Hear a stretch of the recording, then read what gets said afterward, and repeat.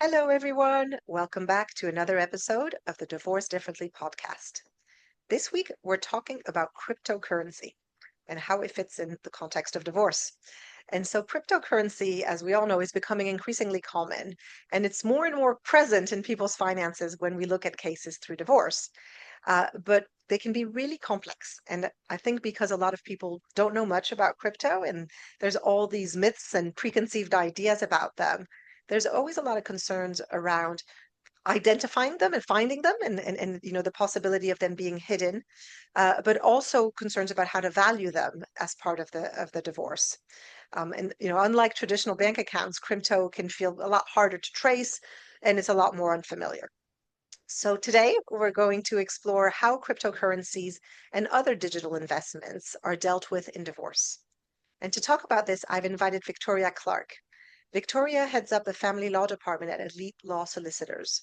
She holds a specialist accreditation from resolution in high value financial remedies and cohabitation. Victoria also specializes in digital assets, including cryptographic currencies such as Bitcoin, and regularly speaks on this subject through seminars, podcasts, and articles. Victoria has become known as the crypto divorce lawyer within the cryptocurrency community. Thank you so much for joining me, Victoria. I'm really looking forward to this conversation. Yeah, wow, what an introduction. Thank you so much for having me. I really appreciate it. So it's really, really a pleasure to have somebody who's so prominent in this area because it is something that is so poorly understood. And I have to Mm. plead guilty as well on that front. One of the things that I hear a lot is that people are concerned about when there's cryptocurrency that's been accumulated during the marriage, that it's Mm. going to be really hard to find. Is Mm. that true, or is that just based on historical experiences? I think it depends on the reason of why you think it's going to be hard to find. Hmm. So there is this preconception that cryptocurrencies are completely untraceable and Yeah, hidden because of what they ultimately are, which is what we call a decentralized asset. So there yeah, is no centralized power over the top of them that can control them. yeah, And as a lawyer, that tends to fill you with fear because you want a centralized control to serve your yeah, order on, right? yeah, So a decentralized asset causes people to feel that it is untoward, it's deliberately going to be hiding assets. And so, really, what it is getting people to think about is actually cryptocurrency, the way the technology behind cryptocurrencies work is that they are on something called a public ledger. So what okay, that means is that everything can be seen publicly. What's actually difficult is getting the wallet addresses. So a wallet is a vehicle that holds the codes that allow you to access your tokens, yeah, and those wallets are decentralized as well. So okay, it's very difficult to get the address of an individual without them voluntarily giving that up, oh, or you being able to prove through other forensic experts that that wallet belongs to them. So, in okay, much the same way that you don't know if somebody has a bank account unless they tell you, yeah, you don't know if somebody has a wallet unless they tell you. yeah, Now, with bank accounts, you can go to the bank and you can ask for a third party disclosure order and you can say, yeah, right, tell me what you got about this person. But that's much harder to do when it comes to cryptocurrencies because there is no crypto bank. yes, Um, and so that's where the fear comes from, that there is no overarching centralized entity that can force that information out yeah, if that individual is not willing to give that information. Um, but one of the things I tend to say to people is if you already have a spouse that has a personality where they want to hide assets from you, they don't yeah, need cryptocurrency to do that. yeah, Those people existed before crypto and they will exist long after. It's yeah, just another vehicle. And it's very rare now that you can obtain cryptocurrency without some sort of initial purchase. okay, So again, that would be something where you would be mindful of looking at the more what we'd call, quote unquote normal assets to Yeah. see that connection that would suggest that there is a cryptocurrency activity going on with things like that. But can you do anything if you suspect or if you know there's crypto, but you don't know where that wallet is and how, where it's being Mm, held? Is that just that suspicion sufficient to then try and dig around, or do you need to actually have more data to be able to find the account or the wallet? I think sometimes suspicion is founded in some truth. Hmm. So usually a client's suspicions are based on something that you can build upon. Hmm. So, quite often you will have clients that say, well, my spouse is, works in technology or is really interested in technology. And so therefore Yeah. I think they probably have cryptocurrency. Yeah. Now, is that a suspicion because you really think they have it? Or is that a suspicion because you don't trust your spouse as far as you can throw them and they just happen Yeah. to work in technology?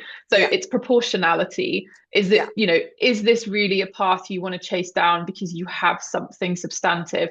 And that's why, when I give talks to other lawyers around this topic, one of the things I say to them is you need to think outside the box Yeah. and you need to understand how people interact with this asset. So, a good example is one of the things you need in order to interact with your wallet is something called a seed phrase. So, a Okay. seed phrase is made up of usually 24 random words, Okay. like, I don't know, horse, basket, and it's just really, really random English words. Yeah. And so sometimes, if you wander into your spouse's office and they have post-its stuck all over the wall with all of these random words on it, that could be an indicator to you that that's actually a seed phrase that's going to be It's unlocking good a to know. wallet. Yeah. Now, that is a valid suspicion. Yes. That is a, I think there's something going on here because there's all this stuff that Hmm. suggests that they have this crypto activity. So there is a difference between, what and again, if someone came to me and said, I've got a post-it with 24 random words on it, does this mean anything? Now, if you don't know anything about cryptocurrency, you'd think, well, maybe they're, potentially borderline schizophrenic, but otherwise, no, I don't see any relevance to it. Yeah. Whereas if you understand the technicalities behind how people interact with wallets, that's an immediate, I know what that is. Yeah. And that's going to unlock something. And so that's planting the seeds from Yeah. which you're growing, right? And Yeah. taking it down that path. And what happens quite a lot with crypto, you really have two different paths you go down with cryptocurrency sort of investigatory work, which is you have something that you can build on. And so that's when you start looking at forensic experts, for Yeah. example. So forensic experts can have multiple different roles in a cryptocurrency case, because it could be that you just need somebody to analyze how the IP address has been utilized within that home. And so Okay. which websites it's gone to and how it's interacted with the internet. And that Yeah. could prove that someone has been buying cryptocurrency at certain dates and Okay. certain times. Or another forensic expert could be somebody that looks more at the metadata of someone's device. So you'd be Okay. seizing their device and then having somebody forensically analyze that computer to identify any activity or any recently deleted files or anything hidden within the device that would suggest, activity with cryptocurrency. Okay. So that's really, where that forensic expert comes in at a non-crypto level, but for a Yeah. crypto purpose. And then the other forensic expert you have is ones that can trace cryptocurrency. So So they if you can think get about the what actual amount, for example, in the wallet. they can show it. So Okay. it's not that they can get it, it's that Yeah. they can prove it's there. So Okay. Well, that's a good if we start. think about the start where we talk about the public ledger and Yeah. being able to see everything on that ledger, the way forensic experts work in the tracing side of things is they follow the ledger. So they Okay. follow the ledger, they follow the tokens that are going through the ledger from transaction to transaction, and they identify where they are sitting now.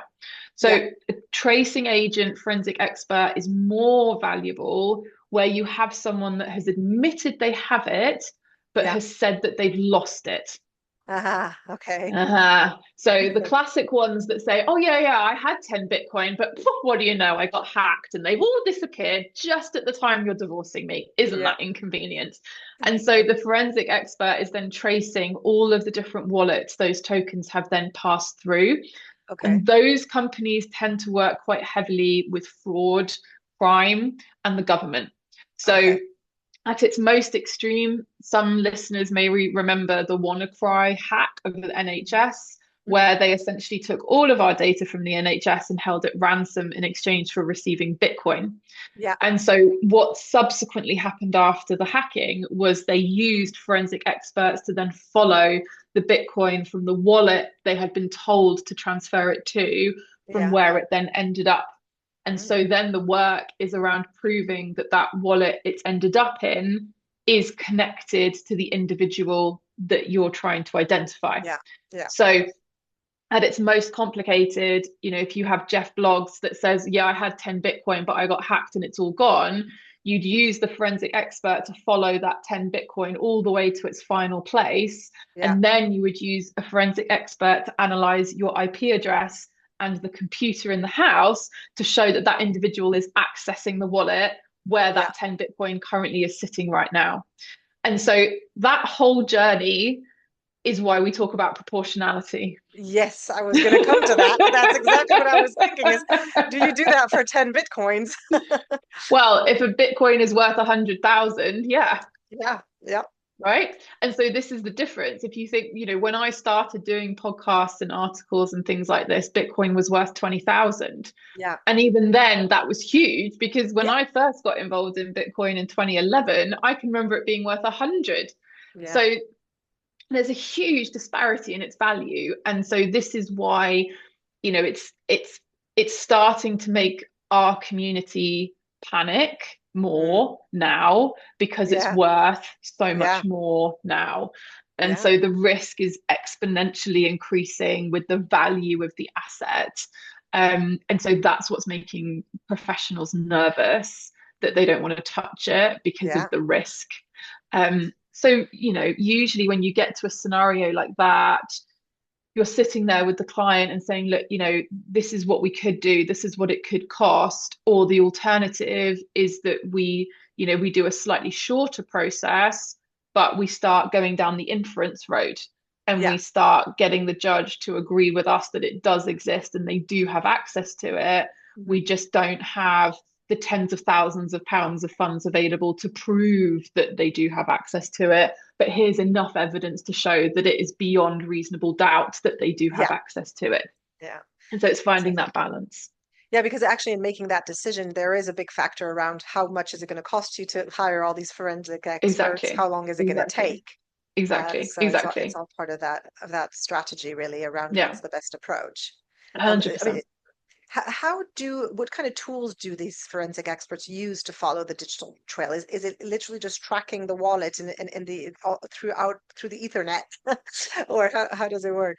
So the public ledger on blockchain. So I'm trying not to get too technical because we're Yeah. limited. I could sit and talk for hours about how it works, but essentially, so the blockchain, you have a different blockchain per coin that you have. Yeah. So Bitcoin has its own blockchain, Ethereum has its own blockchain, Yeah. and each of those blockchains is in and of itself a public ledger. So it Okay. has a record of every single transaction that has happened on the blockchain, which is the Okay. moving of the tokens along the blockchain. Yeah. So what these forensics are, the ones that are trying to trace cryptocurrency itself, they develop software which essentially gets the public ledger and Yeah. then analyzes it. Okay. And you say to the software, I want you to follow this coin. And each token has its own code. Yeah. And every token has a different code. And you cannot change that. It is Yeah. fixed. That's Okay. why Bitcoin has such a high value Yeah. because the public ledger cannot be hacked. So Yes. it Yeah. is reliable. So it means that you can feel more secure that it is holding your value, right? Yeah. So with the tracing experts, they get their software that then communicates with the public ledger, and then it finds every transactional record of the movement of that token. Yeah. And certain software is limited in Yeah. how many instances it can go. And then others, it can just go across the whole thing. Okay. So some of them, it's limited to 50 back, 50 forward. Mm. Others, it's just ad infinitum. And then it depends on how much you want to pay, because Yeah. obviously the longer the system is searching, the more server power it's using, the more electricity, the more intelligence, and the more cost. And Yeah, so makes then sense. you decide how far back you want to go and how forward you want to go. The other side of that is sometimes it's beneficial to use a tracing expert because there are certain wallets that aren't actually belonging to any individual. So, what quite often will happen is I'll have somebody that comes in and says, I've done a bit of investigation myself and he's got 100 Bitcoin. Okay. Has he? Is he really? And Mhm. you bring out the wallet and it's got hundreds of transactions because you can see any wallet online. All wallet Yeah, addresses are public, they're connected to the public ledger. So as soon as you have a wallet address from someone, you can put it into Google and you can see you exactly see what's happening everything. on that Okay. wallet. You see everything. And so this is why when you get people asking for 12 months of a transaction history for a wallet, that is just, I got to say, if you want to show the other side that you don't know what you're talking about, that is the easiest question to show that you don't know what you're talking about, because Okay. any wallet address shows the entire transaction history of that wallet. You do not need to ask for 12 months of a transaction Okay. history. If you are the person providing disclosure and you want to do it, carefully, you Yes, provide the 12 months of of transaction course. history with the wallet redacted on the Yeah. basis of you don't need to see everything in my closet. You just need to see the 12 months. So this is what you've got. Yeah. So there is a balance in how you manage that disclosure. But with the tracing agent point, what I was going to say was sometimes they find these huge wallets and they think, Mhm. I've hit the jackpot. This is it. The problem with that is quite often that is a commercial wallet. And that is Ah, actually a wallet that's connected to a trading platform like Coinbase. And so sometimes you have some lawyers that go off on this tangent of we've got to prove that he's got 150 Bitcoin when actually that wallet is not connected to your spouse yeah. at all. And the reason there's so much movement and so much activity in there is because that is every customer of that business Yeah. engaging with that wallet. Yeah. It's like the client account of a law Yes. firm, essentially, It's not right? just one person. Exactly. And how do the courts trust these kinds of experts? I mean, it must be new for them as well. It is new for them. I think the magic with a judge is being able to present it to them in such a way that they understand what you're saying. Hmm. They put a lot of trust in you that you have chosen an expert that is qualified to do what they do. It still has to be a section, part 25 application. You still have to illustrate that this person knows what they're doing. This person still has to accept that they could be called up as a witness. Yeah. And what you're finding now that crypto is becoming so much more mainstream, these expert companies have caught on and they've realized that this is a gap in the market that they can be filling. So, Yeah. 5-10 years ago, good luck trying to find someone that was willing to be an expert in a case involving crypto because they didn't even exist. Yeah. Accountants. I had no accountants 10 years ago. Now I throw a stick and I hit a crypto accountant because they figured it out. Yeah. Now there's money Well, in there's a it, market. they're interested in it, right? So Yeah, of course. I do it exactly the same way as I would do it with any other expert. And there are experts out there that are used to court proceedings now. It's a much more palatable process for one to Good. go Okay. through. And so they then usually what they tend to do is they'll illustrate to you what their reports would look like and how they would process that information for you before you go ahead and instruct them. Yeah. Because they all present it in a different way, and it's Okay. really then up to you, what you're trying to achieve with Of that. course. Yeah. So it's a personal choice of which expert you prefer. What I'm expecting to start seeing in the next 3 to 5 years is crypto forensic experts appearing at conferences. Ah, That's my, yes. Well, yeah, yeah. it's becoming a hot topic, that's for sure. So I'm expecting things, especially like Resolution National Conference and all the different barristers' chambers put on conferences and things like that. I'm waiting for the stand, Yeah, and there's going to be a it's company imminent. that sets them up. Yeah, Yeah. it's just a matter of time before people start marketing that out Yeah. because there was very much a feeling of being a lone voice 10 Yes. years ago. And now it's people realizing that it's not a bubble and it's Yeah, not going it's going to keep away. on So, happening. Yeah. yeah, And exactly. so even, even for those who manage to trace the crypto that their spouse has, how do Hmm. they go about valuating it? I mean, there's no box in the Form E that says, what's the amount in a big Bitcoin you've got. Hmm. How does that get valuated, and how do people resolve these disagreements? Hmm. So if I was disclosing it, first off, I'd put it in 2.4. Okay. So shares, And then, no yeah, different. This is how many shares you have. This is what each share is worth. This is my total value.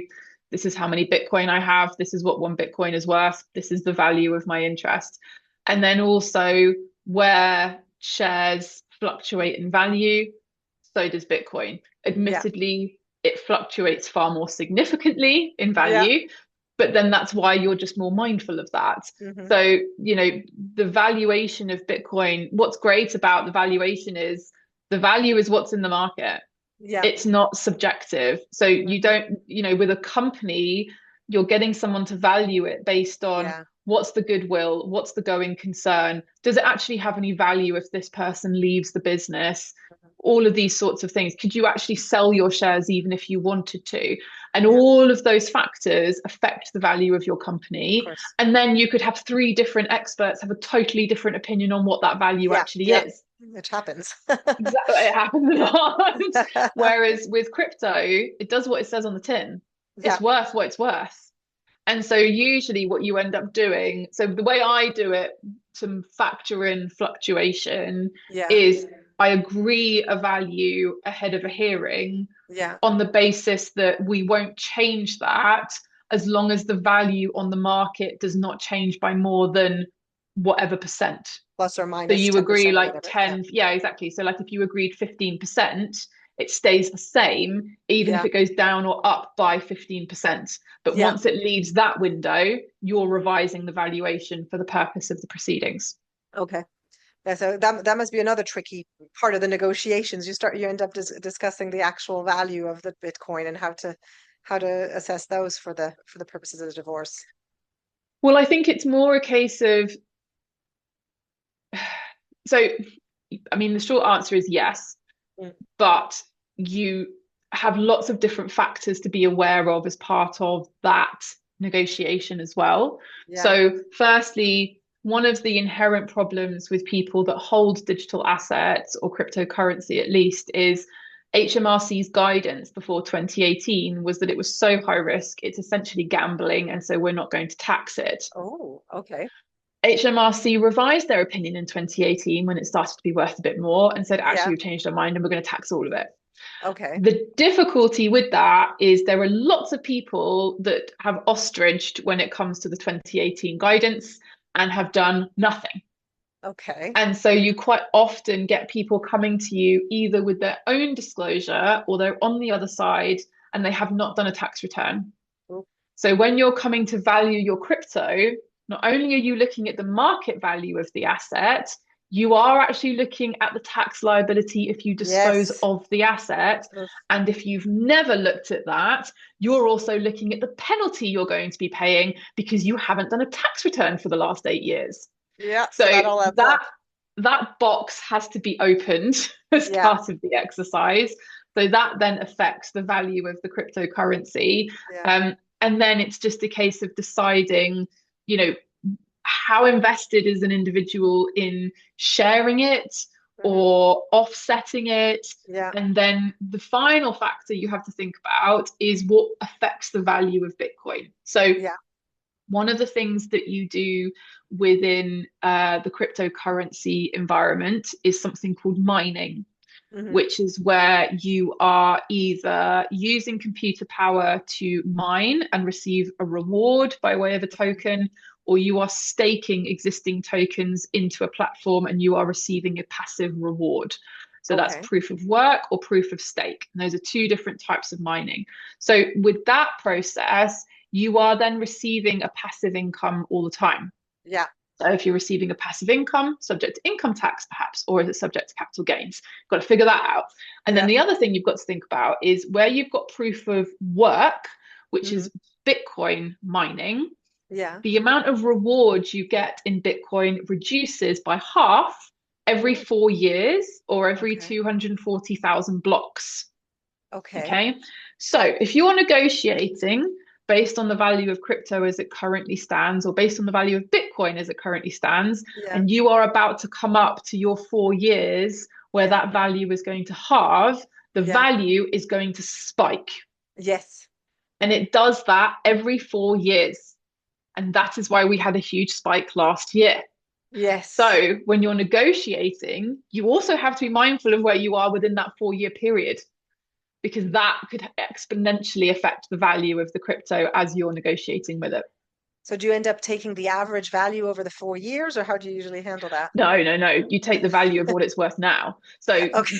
whenever you value an asset for disclosure, you value it as if you're going to dispose of it tomorrow. So Yes. that's why you have to factor in liabilities such as tax and obligations. So with the cap with Bitcoin, it's more just being mindful of where are you at in the calendar year Yeah. based on your negotiations, and do you need to speed this up or do you need to slow it Yeah. down? Because it can make a very big Tactically, what is difference. it better? Yeah, exactly. Yeah. But then you have the same concept of, if you have shares in a, so for example, if I had a client right now who has shares in a company that sells guns and planes and boats, those shares are going up in Yeah, value right they now definitely are. because Yeah. we currently have a war going on, not to date this Yeah. episode, but so it's there's a commercial awareness Yeah. aspect of that, and being mindful of the community around you and what effect that could have on the asset as well. Yeah.